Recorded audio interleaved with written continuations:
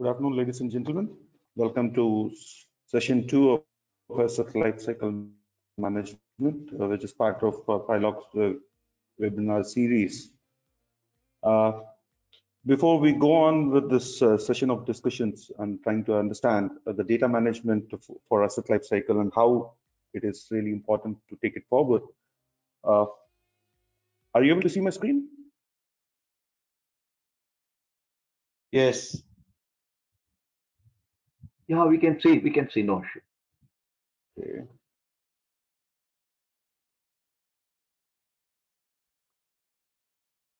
So just a little bit of introduction from where we started. Like I'll be presenting, I'll be the primary presenter, and I will be duly supported by Imad and Vijay on this. We will take it forward on the essence of how the asset lifecycle management can be taken forward.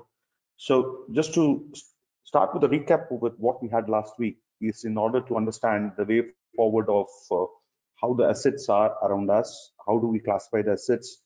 The focus has been more on intangible, tangible, and how do we actually look at various asset classification mechanisms that we have gone through, right? And also talking about more to be focused on fixed assets, which has more value, right? And then subsequently bifurcating them into movable, immovable assets, and then talking more on the industry segment lines of linear or non-linear assets. And this is something which we try to understood that how the industry is typically structuring its asset base, right?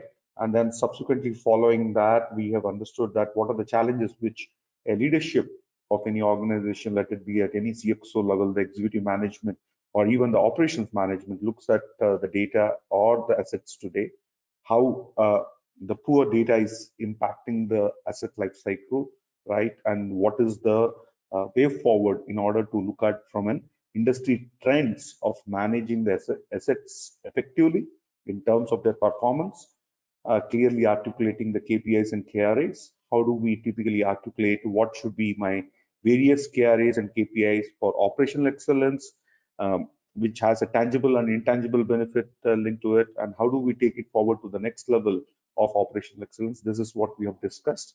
And then during the process of talking about the process about asset lifecycle management, we talked about what are the interlinked processes, and with this interlinked processes, what kind of data sets, let it be any master data, metadata, and analytics, which will help in effective decision making and also taking it to the next level of asset performance.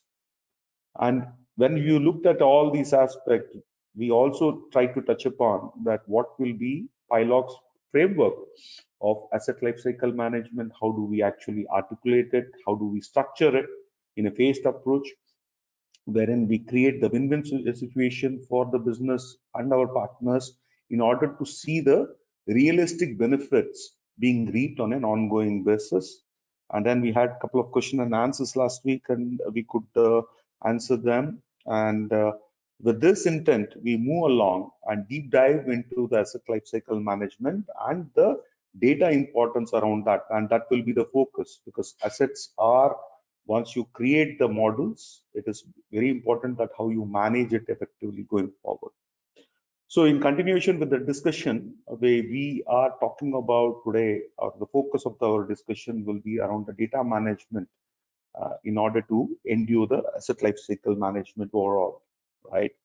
So in order to look at it, we have just to recap on what we did last week, right? And then we are talking about, and the focus of our discussion will be around how do we typically talk about what should be, what is the current performance of asset, what is the future aspirations against the industrial target, where you stand, what is your maturity models today in terms of an asset maintenance, because we are deep diving into asset performance. So whenever we talk about asset performance, the maintenance of asset, right, the upkeep of an asset and the performance of an asset comes into play. So we will discuss about it. We will also look at some of the aspects of data and analytics linked with the process controls, right? For instance, if you're talking about ABC analysis or criticality analysis, how it is actually going to control your processes and models on an ongoing basis. That is something which we are going to discuss today. And looking at further deep diving, saying that, okay, how an asset data structures or data models are created today, right? Which can be process or product agnostic, right? But we definitely need to enable them to be addressed onto the system or the applications which onboards them, right, on an ongoing basis. That will be discussion for around 45 minutes, and subsequent to that, it will be open for question and answers. And I would request panelists to either pick up the questions or even answer them as we move along, right? With this intent, let's quickly start with other insights to just talk about us, who are our panelists. We have rich panelists here with a lot of engineering background and capability who are there. The list of panelists are here. And we will definitely, at the end of the session, we'll take a quick walk down of the poll, on the survey, what you like and what you would like to see further. That will definitely help us to improvise our responsiveness to your requirement even, right, as on an ongoing basis. We will take that, and then we will move on with our next journey, right? How do we actually enable the webinar series going forward with various webinars being planned for the future? So with this intent, let's start with the discovery and diagnostics of data process modeling, right? It starts with your existing data. Assuming that it is a brownfield plant, we definitely would like to see what is your data quality today. How do you are provisioning your standards? What basis you are trying to make your data quality dimensions defined, and are you keeping up to the standards in terms of your current data and current maturity assessment? So first stage is, what is your data today? How does it stand? Where does it stand against the standards, against the best practices?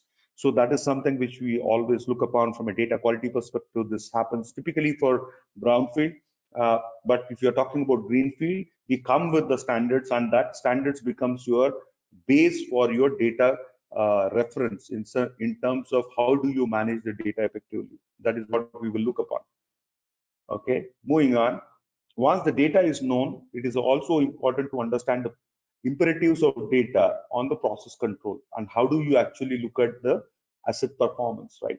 And when you talk about asset performance maturity or maintenance performance maturity, it is always impacted with various elements, right? Wherein we talk about how in order to maintain an asset, what is my cost of maintenance? How much money I need to pump in on an ongoing basis over the life cycle of an asset, right? And what kind of spare parts are needed, because it is interlinked with the cost itself, right?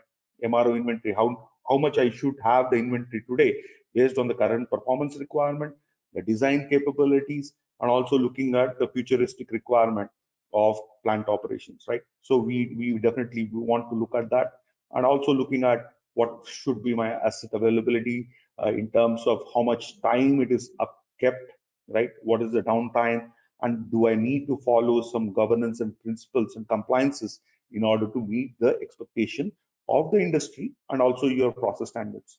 So there is always a what you call a balance which we try to equate in terms of what is your current model of operation with the aspirational targets and what is the industry benchmark against it. So we try to work around with that and try to set the process maturity model workshops and take it forward to the next level. So when we are doing that, it is also very important that for management of an asset, or an integral part of any management of an asset, the MRO items plays a critical role, right? The maintenance, repair and operations spares, right, which plays an important role in order to upkeep of that. And when you look at the cost of inventory holding or holding cost, whatever you talk about, right, how much I should hold, what I should hold, when I should hold, is there a way to optimize it in terms of my material availability for asset performance or asset availability? So that is where assets and materials are inseparable in terms of the MRO kind of material linked with an asset. So we also, as we did in overall supply chain, irrespective of direct, indirect materials or indirect MRO, direct MRO, we focus upon the direct MRO and indirect MRO commodities in order to do the material criticality assessment tied up with your equipment criticality, which is in turn important for me to have a balance of right material at right time to do the right maintenance, for the right upkeep of the material to meet the organization objectives. So when we do in tandem, we balance it out and take it forward to the next level. So while we are doing it, it is very important for us to understand that none of the organizations wants a transformation investment to be done overnight, right? They want to see the wins. They want to do a progressive journey. They want to look at what is the value management for my investment. So Pilog always recommends and advocates that you start spending low on this kind of management of data, and also in terms of process optimization, wherein we go with analytical approach, giving you quick wins and in order to also talk about the long-term business transformation and digitalization linked with that. So with this intent, we do the diagnosis, we get into the data quality assessment. When we do that, there are various factors which we look at it, right? Which is graphically represented, whatever I have talked about in the last slide, right? What is the quality? How many top spares I have? What is the top commodity spend I have for linked with an asset? Do I have the unique make, model, manufacturer, part number insights available for me, so that I don't have more spares to be really accommodated, right, in my warehouses? And how does that impact my overall top performance of my maintenance, etc., etc.? So there are some analysis which we do at the data quality level, right? And then definitely, yes, this is something which is repetitive from the last series of supply chain management optimization. This is also an integral part of asset life cycle, wherein we look at the ABC analysis on the spend of material. This typically, when I talk about material criticality assessment, this is focusing on the MRO items. It is not on the direct materials or indirect materials. It is on the MRO direct and MRO indirect, right? We will talk about what is MRO direct, indirect, what is the impact on that in the process at a later stage. But now it is focused on the MRO material, wherein we do the spend analysis based investigation to talk about the ABC analysis of a material. We talk about fast moving, non moving, and slow moving items. What is the consumption pattern? Based on the consumption pattern for a healthy set of data information, which can be for 5 years or 10 years. We do that. We do the XYZ analysis in terms of, irrespective of consumption, you want to hold more inventory, right? Or you want to hold more inventory. Why you want to hold more inventory? Basically because of your risk bearing ability, or in order to talk about what is my potential for procurement and sourcing, what is the lead time for delivery. So all this, typically keeping that in mind, you may hold more inventory than what is the consumption pattern. So we would definitely like to optimize it. How do you want to enable the success in supply chain through vendor managed inventory, etc., etc., or the new dimensions of supply chain which will be applied to the process what we are talking about. Similarly, we do based on the criticality and impact we talked about it, which is again linked with XYZ and FMSS, wherein we talk about based on criticality and impact, how much you should hold. So it is a combined effect when you look at all these analysis and we plot the trend charts and try to make you understand and give you the comfort feeling that what should be the ideal material which you to hold based on the inventory cost, based on the material, based on the replacement capability, or even alternative materials which we have. So when we do all this based on your analytical framework, what we have, we try to optimize your supply chain. And when we are trying to optimize the supply chain, which in turn has a direct impact on the asset life cycle management. And that's the storyline which we take it to the business and try to enable that in order to maintain and manage your asset life cycle effectively. So on the similar lines, we have talked about in the past also that these are the very critical, important parameters for any diagnostic phase or the discovery phase, that when you're doing an equipment criticality analysis, which has an impact on business to production to maintenance, EHS, and even the human capital, right? How do we actually blend all these processes and take and understand and define the equipment criticality assessment, right? When we do that, we try to look at what is your equipment overall effectiveness, the component of replacement, MRO span, so many analytical approach we take in order to ensure that our approach is done in such a way it is systematic, so that it is all data driven, analytical driven, right? When we do the workshops, we do a lot of exclusion and inclusion criteria based on how much, what factors needs to be considered, what data elements you have, what should be typically written off, or how do we manage the data. This all process we build it, and then we do build a hypothesis which is tailor-made and recommend a roadmap for you for effective management of your equipments and the or the assets linked to it, right? So that is the way we go ahead and try to categorize. On a thumb rule, if you look at it, if most of the organizations, right, 50% of the equipment they are deemed as critical, 30% are semi-critical, and so on and so forth, which in turn are linked with your maintenance factors and on how I do typically a preventive to a condition-based monitoring to a proactive maintenance and etc. etc. These are all things which comes into play in order to have a combined information, right? And that information is typically bundled into your operational excellence in order to execute on time, look at your performance, etc., which we will discuss in the next slides and also the next the third session, right? When we actually look at the importance of all these data elements in your process augmentation.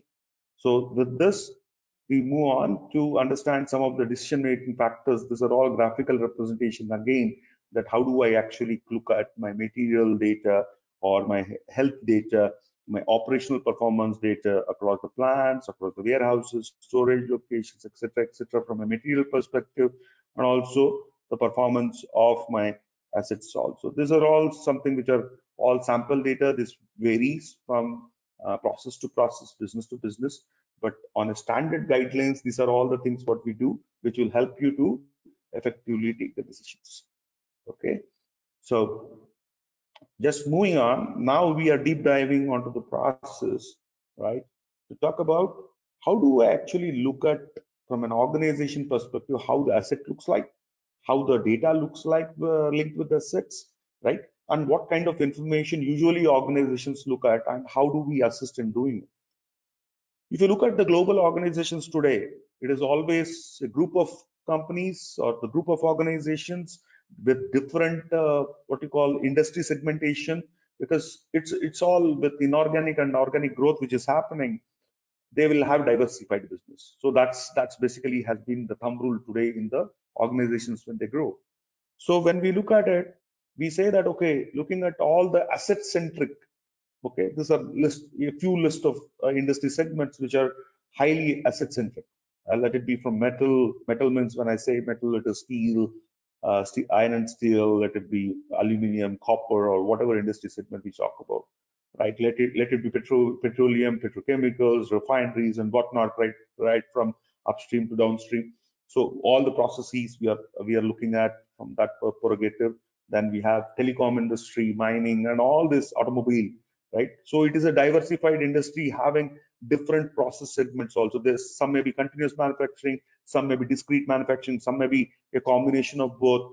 So how do we actually handle it from an asset perspective in order to have a lookout for the top leadership for effective decision making of assets, and how data plays an important role there? And that's where we are talking about the outlay of the business process models for ALM. So when you look at the asset, right, the core data, which is the core master, right? When you look at master data can be a primary master, secondary master, or tertiary master even, right? And there can be, you might have come across metadata linked to it. When you look at this, I have listed down high level core data elements here, right? Like an asset, functional location, or bill of material, or document indexing and linkage. It can come from your engineering change management department if it is a brownfield, or you talk about if it is a greenfield. It may come from your EPC vendors or the OEMs who are actually doing that engagement for you when you're doing the production handover, right? When you look at that process, and when we look at these core master data elements, which will deep dive, how do we actually assess what kind of assets should be taken into consideration and should go to the system of records? It all depends upon your maintenance strategies, maintenance philosophy, and how the industry trends and standards are moving towards it, right?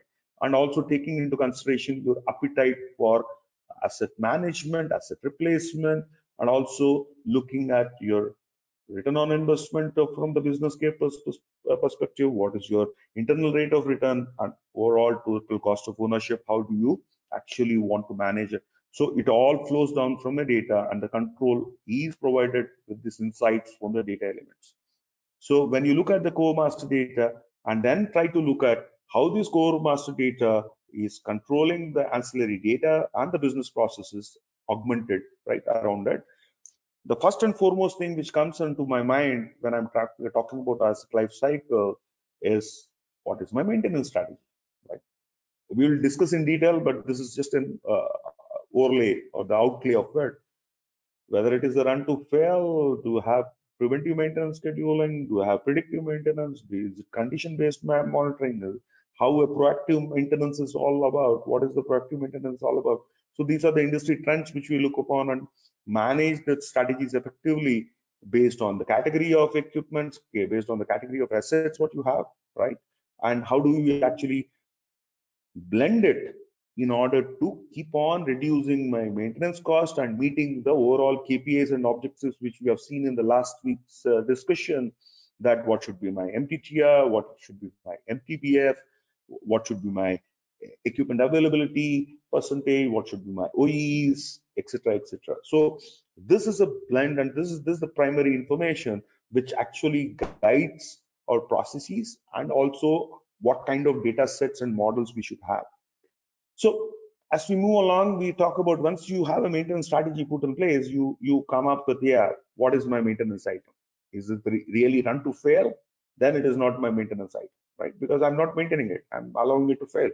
But run to fail is one concept, but fail to repair is one more thing what we are looking at, and fail to replace, right? When you look at all this analogies in the system as a primitive maintenance measures which are taken in probably level 1 and level 2, or the version 1 of the maintenance management, we talk about that if you have to just replace it, then what is that? What is the value add we are doing it? It is basically adding to the cost, right? So how do we actually help that it doesn't fail and it doesn't impact the business and production with the downtime, and how do we take it forward? So those things will come in there. We will assess that also in detail, and then we will look at what should be the maintenance frequency, what should be my plans, how do we operate it, right? What should be the enablement? These are the things which will come, and that is all very critical data elements which will govern your processes on an ongoing basis. Then there are task lists associated with that, what kind of task I should do, when I should do, right? Whether for a predictive task for the same equipment, for the same unique make model, if it's a predictive task versus a task from condition monitoring, what kind of difference will be there in terms of acts? What kind of tools are required? What kind of production resources are required?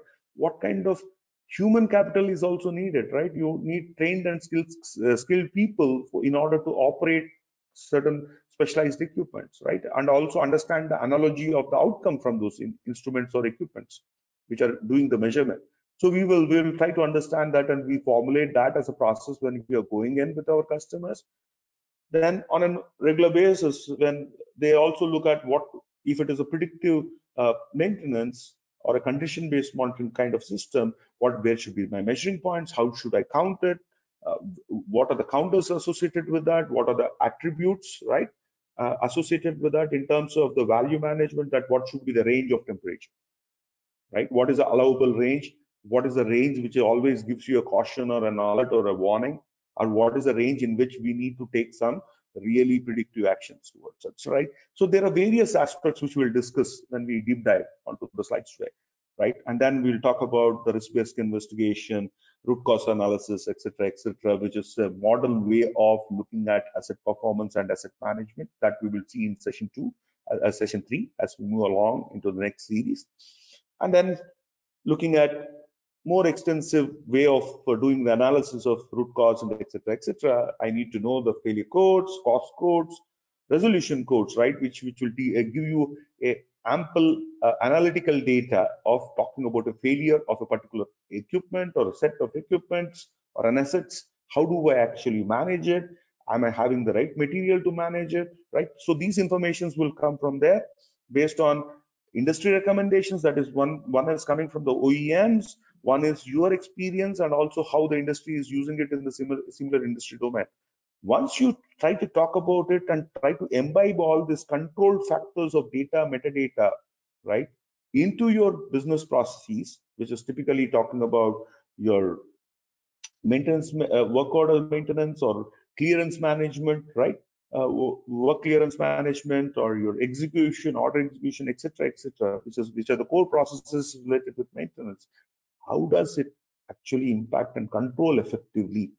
Once you have started doing it in an effective manner, then you can move with the journey of reliable centered maintenance. This is an evolution model and a framework which we help customers build in to take it to the next level. Okay, so with this intent, I just wanted to just quickly look upon our maintenance maturity model processing, right? How do we actually look at maintenance maturity model, right?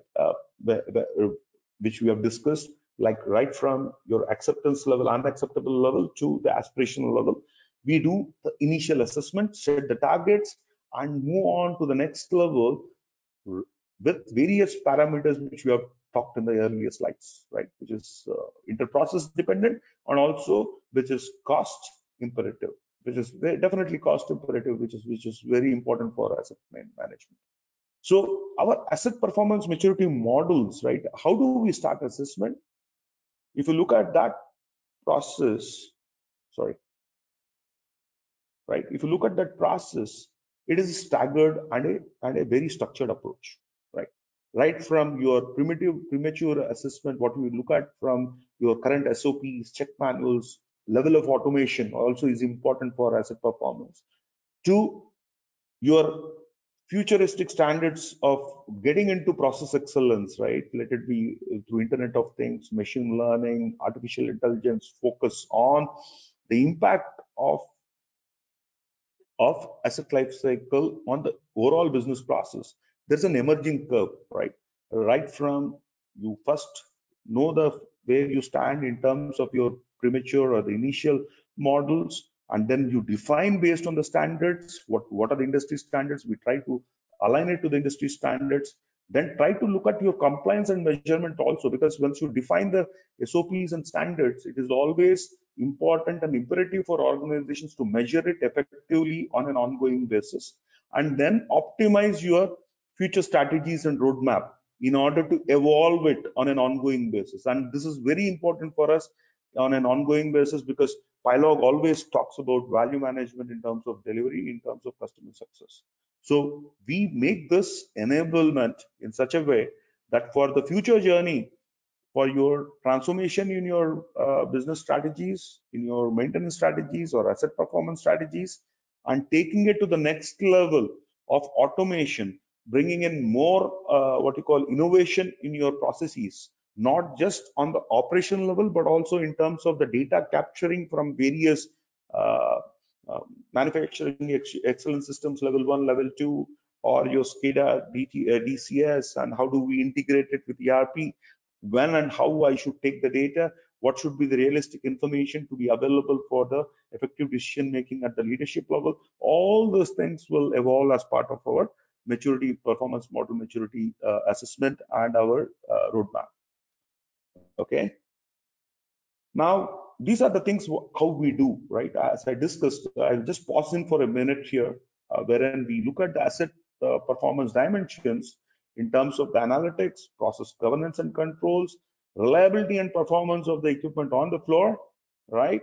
And looking at the people culture management in terms of having the right skill set for them and having the right tools also, right? If you don't have the right tools and technologies and people are trained and you talk about reliability, it is also not good. So it's a blend of all these parameters which will help you to go from level 1 to level 5 as per our process definition. So I'll not go deep dive into it because we have discussed this in the previous slides, but I'll pause for a minute, and if you have any questions, we will take it at the end of the session. Okay. Then when you actually deep dive and talk about, okay, how do I actually treat an asset? How do I identify an asset? The identification of assets can happen in multiple ways. One is from the maintenance perspective. Sorry, can you go on mute, please? Or...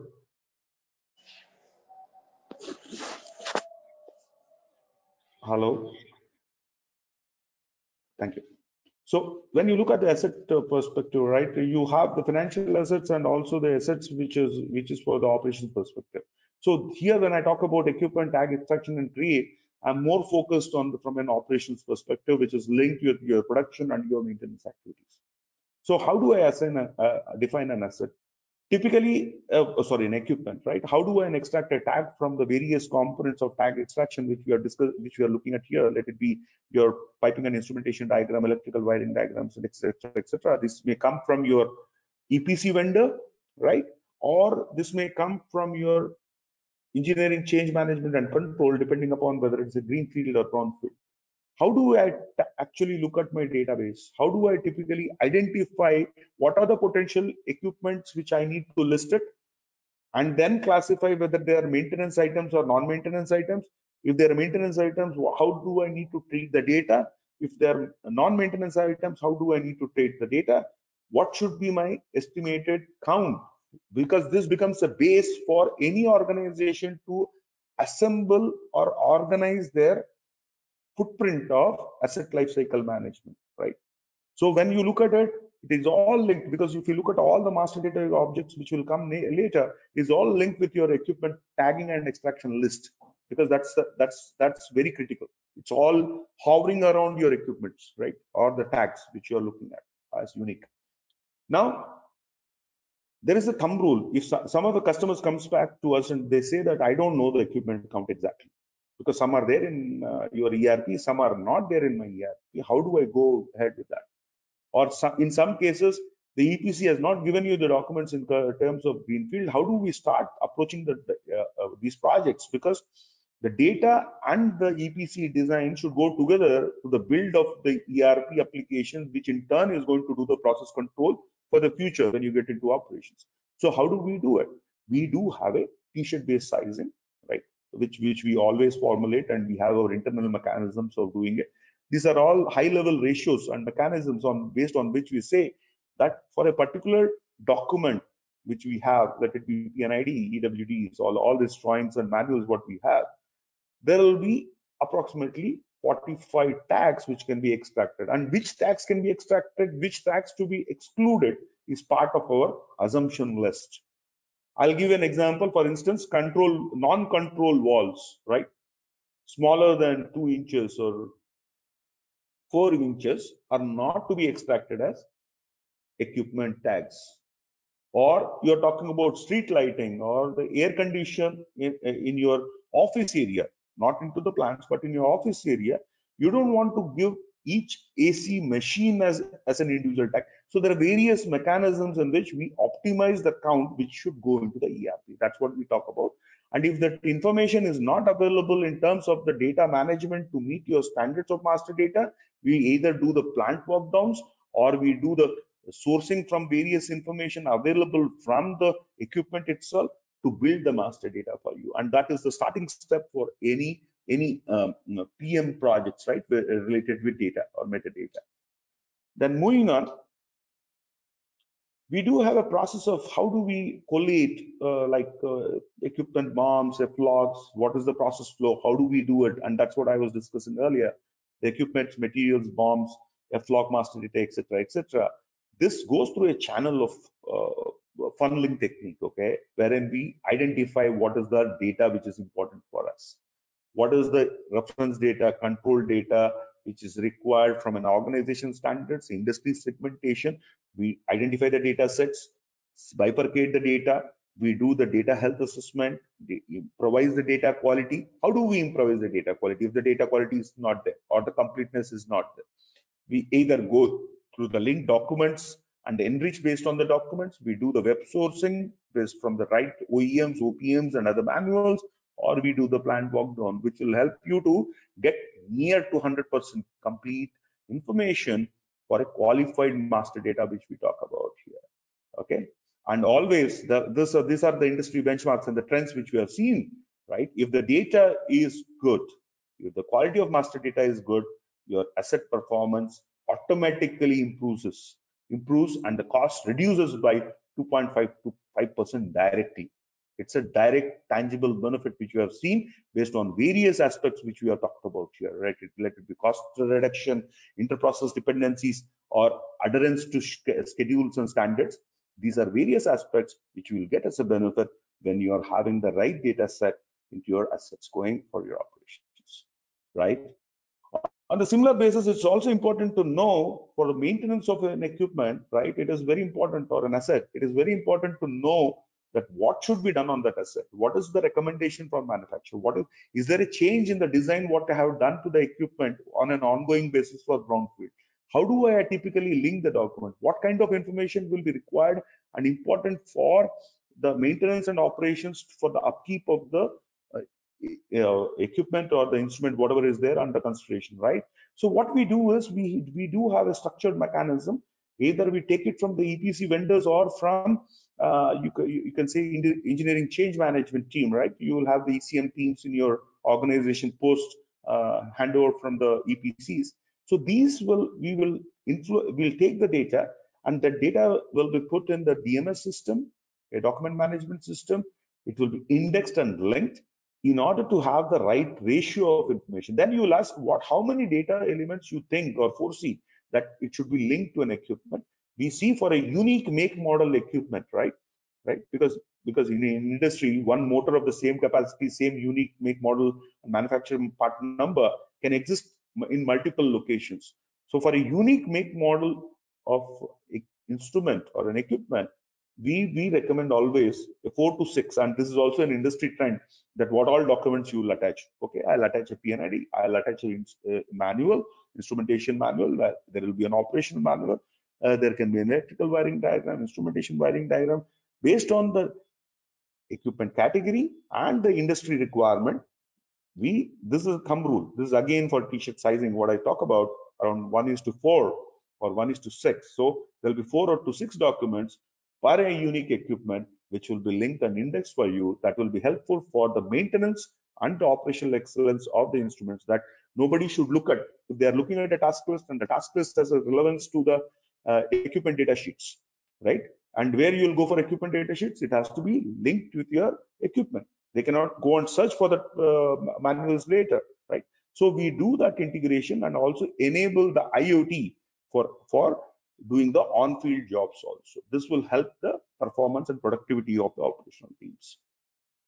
So moving on, just to talk about the other aspect of equipment master, right? If the data is incomplete, and how do I complete it?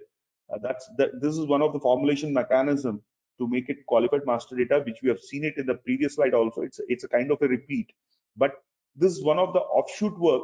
The plant walk down to capture the equipment information. It can be either done by the data experts coming from companies of our stature like Pilog, or it can be done from the industries themselves, or the EPC themselves can do.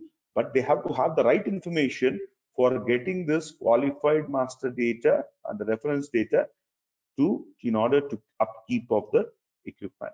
Okay, this is very critical, and that's the reason why we repeated it again, to have a focused approach on the data collection from the plant walk down. Okay. Now, if you look at it, once we move on from this, you identified the equipment, you have the document indexed. Now you look at your maintenance strategies, right? What are the various maintenance strategies I have? Is it a run to fail, a predictive maintenance, preventive maintenance, reactive, proactive maintenance? Based on the various maintenance strategies, there will be plans which will be fixed onto it, right? But before the plans, I will try to identify what are the real maintenance items. If it doesn't have a maintenance capability, like it is run to fail or run to replace, right? Based on the performance, based on the monitoring, right? Then I tend to have a different strategies for it, right? But at the same time, you will have different strategies applied when the same equipment goes through preventive maintenance as well as predictive maintenance as well as condition-based monitoring, because there is the different strategies will also be applied to different equipment depending upon the criticality, depending upon the operational requirement, whether it is a single line process equipment or it has a redundancy also, what kind of redundancy levels I have, and in that redundancy also what is the performance expected, what is the uptime, runtime, downtime, right? Or the startup time of the equipment. All these are taken into consideration before we do all this planning. Let it be for ongoing maintenance, let it be for the shutdown maintenance, right? Or section shutdown or overall plant shutdown. So there are various activities, various work packages, as you can see, depending upon various operations, different work packages are assigned and the schedules and the frequencies are defined. It can be varying from a monthly maintenance to an yearly maintenance, 2-yearly maintenance, depending upon the type of plant maintenance which you wanted to envisage. And there will be a schedule which will be driven, and this schedule will typically go into your ERP system. When you actually build the ERP system, this data has to be inputted, or it has to be changed for a brownfield plant when you want to adopt new standards. Your maintenance strategies have changed, then entire plan has to be changed. So we try to do it offline in terms of our benchmarking and then move it on from our governance solutions, right? It can go through governance even to your ERP application for process control. Okay. Now, for after you have a schedule, you should know what we need to do, right? Like I was talking about, you have a preventive maintenance, you have a predictive maintenance, you have a proactive maintenance. If these are the three different elements, and there can be multiple more based on condition-based monitoring, etc., etc., we need to understand what and when and how I need to perform a particular task on that particular set of equipments or a functional location. So functional location is also, in the next slide, we'll talk about what is functional location. Functional location is a grouping of equipments, logical grouping of equipments, in order to have an effective control of business processes and also your root cause analysis when it comes for failure mode effect analysis, etc., etc. So we do logical grouping based on the business function, that what is an input and what is an expected output coming from a set of equipment. It can be a single equipment or a group of equipments which will typically enable the function of a business, right? It has an input and an output. We will discuss about it and we will deep dive in the next slides. Okay. So when we do that, what happens is you formulate a task list, and the task list can be at a general level. General level is like you take a motor, you go every month, I have to go and do the dusting, right? I have to do the balancing. I have to see that whether the pump and the motor, the impeller, right? The shaft is coupled properly. There is no vibration, there is no toggle, right? Or I just wanted to do the dusting of a blower through a blower, or I need to just do a grease pumping, right? These are all general activities. It may not be equipment specific. All rotary equipments may go through that same process. All electrical equipments, they may go and clean up the what you call the junction boxes, right? Saying that because there may be contact problems which may result in sparks, you just go and tighten the nuts and bolts of the junction box and the connectors, right? These are all general activities. Then you have equipment specific activities. When you talk about equipment specific activities, you may say that, okay, if it is an electrical motor, I do this, and in the stepper motor, I do this. If it's a gate motor, I do this. If it's an induction motor, I do that. So depending upon the equipment functionality and equipment specific and the way it has been used in the industry, the usage type also comes into play. We will have OEM recommendations, right? What needs to be done on equipment, specifically on a specific set of equipments, right? Let it be depending upon the category of the equipment, what needs to be done. There will be OEM recommendations, plus there will be industry requirements, even in terms of based on the rule of the land, based on your experience from the past of running this equipment, based on redundancy. So you do the equipment specific maintenance schedules and tasking. And similarly, you will have FLOC specific also, because it is a grouping of equipment. When you maintain one equipment, probably you take a downtime of an equipment, or you do an on the run maintenance, right? Depending upon that, you schedule it, you look at what can be done at an FLOC level, right? Or a functional location level, or a group of equipment level. Like for instance, there's a pipeline which is going, and you want to do a cleaning of it, or a painting of it, or a corrosion test of it, right? Because a pipeline connects multiple equipments and it is part of your functional location. How do you maintain it? What kind of various regulations or formalities you need to do, right? So those are the things which we typically take care as part of your functional location specific maintenance. And for these, you will look upon in the next slides that there will be bill of materials also associated with that. Okay. So this is typically talking about where from we do the functional location, and where is the input coming from. It can be based on Pilog repository, because Pilog has a repository with our experience working with various industries. What should be the task list for different set of equipments based on their make, model, manufacture, part number, or OEM recommendations are there, and you have also spare sheets, the spare part interchangeability records, which will typically talk about what kind of PRT requirements are there, what kind of spares you should carry for doing a maintenance, etc., etc. These are some things which we do it in day out for our customers. And then just moving on, just to showcase, I'll just a little bit speed up in the interest of time. So we have various task lists, and these task lists are specifically what you call broken down to general task list, to equipment specific task list, and functional task list. And then these are again categorized based on the type of maintenance activity which we are doing. And that's what I was talking in the previous slide, depending upon whether it is a preventive maintenance to a predictive maintenance. Okay.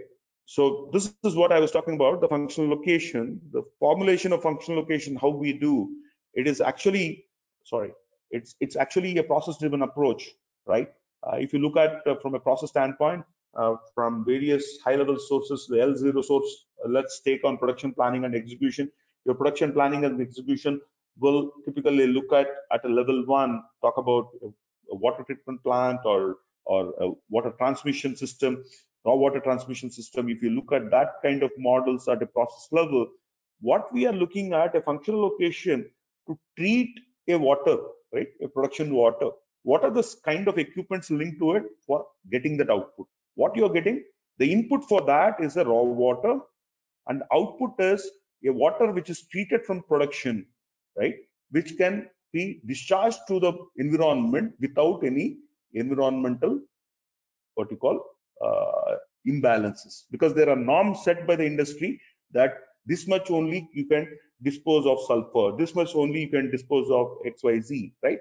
So we need to have that control system, and for that control, what are the group of equipments which are linked to it, and how do I get an output, a desired output from the input what we are getting, and that is done by a group of equipments, and that's what is a functional location all about. And functional location, if you look at from a system perspective, from production process, the work center and functional location are very closely linked. Functional location is from the hierarchy what you define for your maintenance and operations, and work center is to do with your production system, right? So these two gets hand in hand. And on the similar lines, when you look at how do I say that, okay, how much I should group, and what should be the group of equipments which should typically come to make a functional location, because there will be functional location can be at it need not be a single entity, because there will be a superlative functional location, there can be a parents the functional location, there can be sibling functional location, and there can be a functional location hierarchy even, right, for organizations depending upon the complexity of the process and project. So we do have some ratio analysis to come up with t-shirt sizing, and that is also again linked with your equipment tag extraction what we have done from the past. Now moving on, just to talk about how do we actually manage if you have different kind of maintenance factors and parameters coming in. It is very important. So it is very important for us to understand, right, from a condition-based monitoring to a counter-based mechanism, right? If it is a condition-based monitoring maintenance, right, when I'm talking about measuring pointers or counters, it is very important to understand what is the difference between a counter and a condition. Condition is basically talking about, you are talking about brake pads, right? In industry also, if you look at, there are brake pads for conveyors, and depending upon the condition and the thickness of the brake pad, you talk about the maintenance activity to be done, right? If it is below the specified levels, then you go for the maintenance.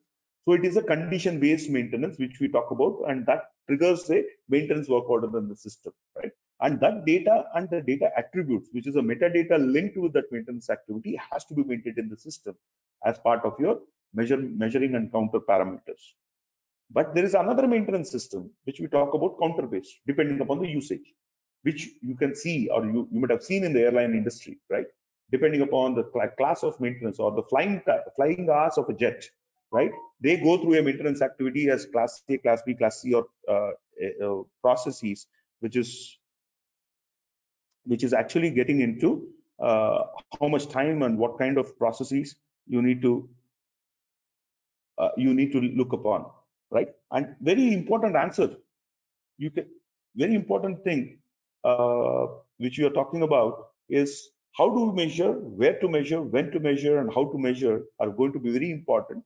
And the system and how we interface. I have taken an example from an SAP landscape, saying that how the technology integration can happen through SCADA, or even your barcode reader from the system, or you are talking about MES integration also, right? Manufacturing excellence systems integration.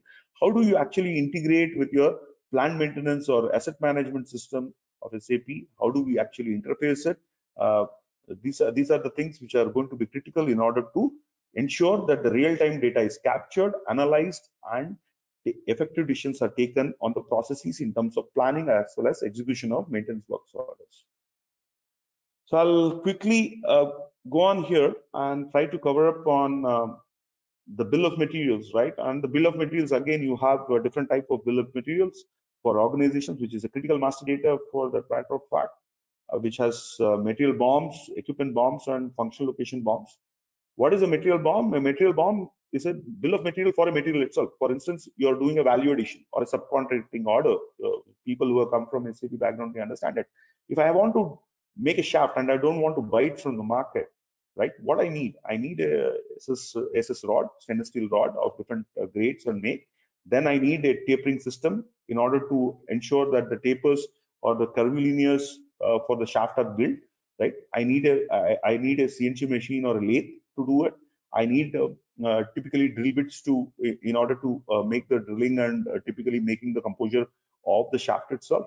So these are the various things that are associated with the material. Rather than buying a material, I'm trying to make it internally or get it done as a value-added services from the other vendor, not the OEM itself. Then there will be a bill of material associated with the material, right? That is what is an MBOM. And then there is an equipment BOM. Is to maintain the equipment, you'll require the list of material to maintain it. And that is specifically done for a unique make, model, and manufacturer part number. And there is a ratio which we talk about. We have seen that in the industry trend, around 20 to 30 materials are there which are linked with an equipment BOM. And similarly, if you look at functional location BOMs, these are typically required for managing of your functional location specific requirements, right? Which are not part of the equipment, but they're part of the process. Now, in order to maintain those processes which are not equipment specific or equipment defined, you maintain a functional location BOM. And there are various aspects in order to define the BOMs, right? Wherein we have the data sources coming from the OEM manuals, the speed sheets, PNIDs, etc., right? And then we move along. So with the interest of time, I will take a stop here. We'll continue in web series number 3 later next week. And I'm open for question and answers, if any. Thank you. Panelists and others, if you have any questions, please.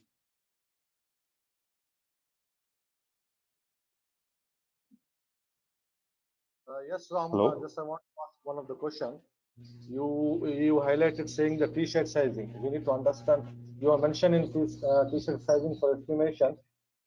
How do you manage effectively for limitation in budgets and value outcome associated with it for business outcome or business case development? Can you define on that, please? Can you explain more? So if you're talking about t-shirt sizing, if I understand you, Qureshi, the question is that what is t-shirt sizing? And if t-shirt sizing, we come up with something like, suppose, say, how do we do t-shirt sizing, right? Now, if they don't have the exact count, we do based on the production output. If it is oil industry, we'd say that, okay, for X number of barrels of output per day, or for steel industry, this much cubic or metric ton of steel or for the rolling mills coming out. We say that usually this is the set of equipments, unique equipments you'll have. And with that base, we talk about what kind of data elements you have to build around it. That's a t-shirt sizing. Okay, there is always an estimation model around it. Now, when the budgets are constrained, like suppose say I come with my t-shirt sizing and say that, okay, there are 100,000 equipments, okay, and 100,000 equipments data has to be managed or enriched, right? So what we do is we do have something called as a categorization and priority matrix also, depending upon the industry segment. For instance, if it is petrochemical industry, right, we always focus on the rotary equipment first, then the electrical equipment, then we move on to the instruments, then we have other instrument equipment categories coming in order to maintain the equipment data set and also the associated data, which can be functional location, not functional location. I'm talking about bill of materials. It can be your spare part interchangeability records, etc., right? So we manage within the budgets based on the prioritization, if the budgets are the constraint, and we give a roadmap to Excel for in the future.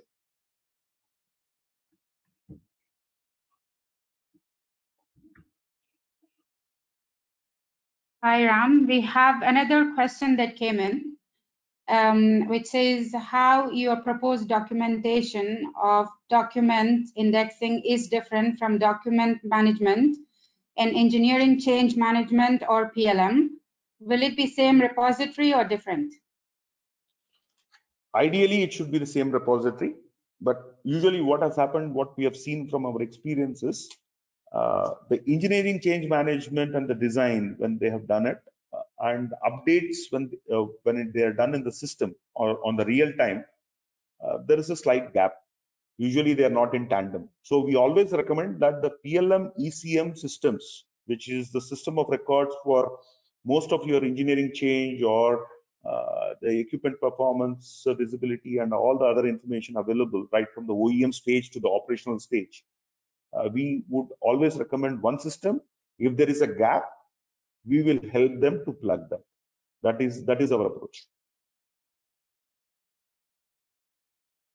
Yeah, Ram, I would like to add that in this case, the initial creation of the document managed system when the plant is constructed and handed over, that gains a much more importance, because in case you have the design as well as built documentation is properly documented and brought it into a documentum system, then it would be easier for all change management or any change in design or anything can be incorporated into the same system, so that always the document is up to date, and we will also have a control over who does what change, and level of approval also for that change can be incorporated, so that we also ensure that the change doesn't result in any loss of production or any downgrading of specifications.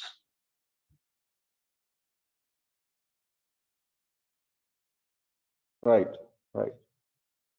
Thanks for adding it. Any other questions, panelists? Yeah, Ram, we've got one more question.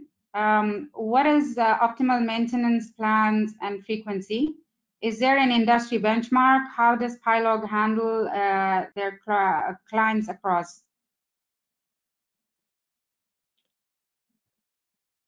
So panelists, would you like to take it, or? Yeah. Sorry. Okay. So let me take it. Take a stab at it. Sorry.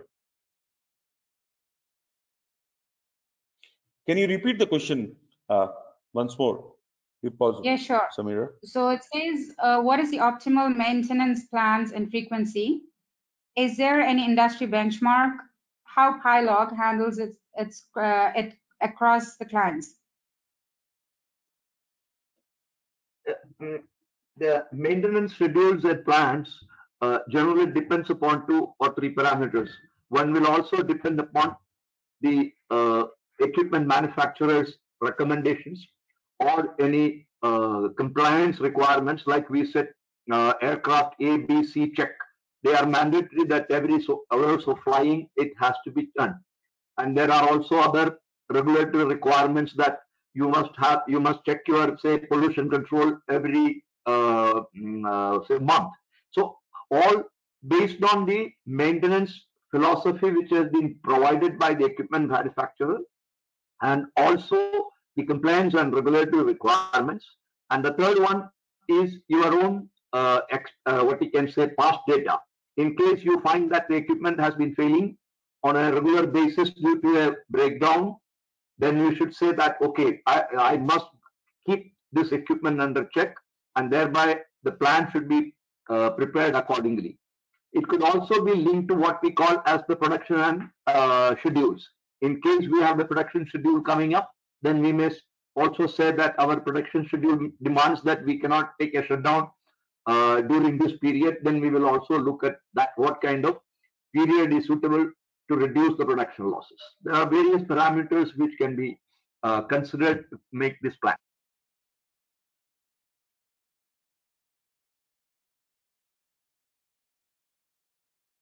Thank you. Is there any other further questions, or we'll take the poll? Is the poll available? One more question. We got it, Ram, actually. Effectiveness of task list management across maintenance functions and strategies. How does industries manage it effectively today?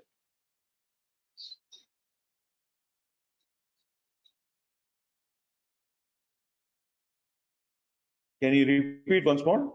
Your voice was not audible. A little bit for me, please. Effectiveness of task list management across maintenance functions and strategies. How does industry manage it effectively today? So, as this is a supplement to what Vijay was talking about, right? See, we do have recommendations of tasks to be performed on a certain piece of equipment during the life cycle, right? It can be different strategies which are applied.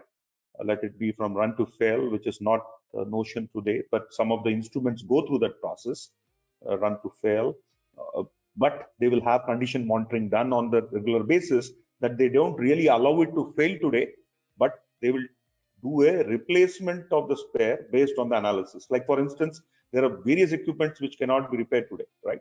Like, for instance, gas analyzers, they're composite equipments, X-ray devices, gamma ray devices, all these things which are used for measurement, which are used for controls, cannot be repaired on the field. They have to be replaced. But they have to replace, we don't allow them to fail. So what we do is we do the condition monitoring of it, right? And this condition monitoring is again applied to the schedule, and it is imbibed in the task list.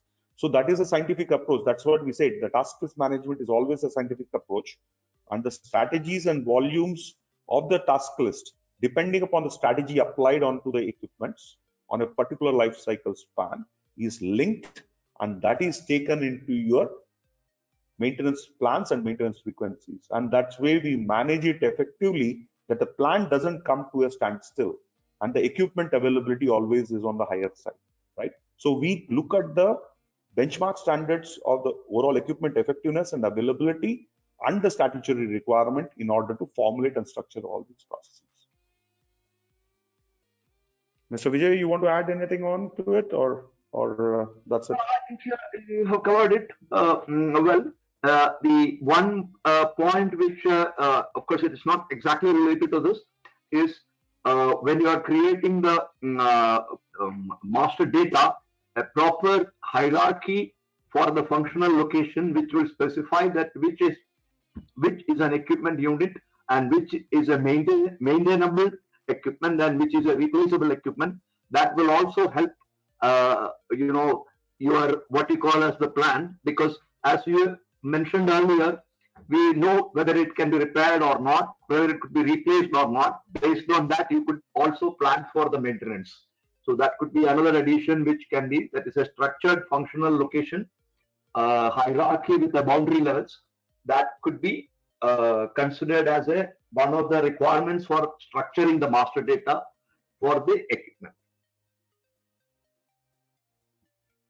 That's it. I think nothing else to add in this specific case. I think we are done with our time. Thank you very much. Thanks, Ram. Thanks, panelists.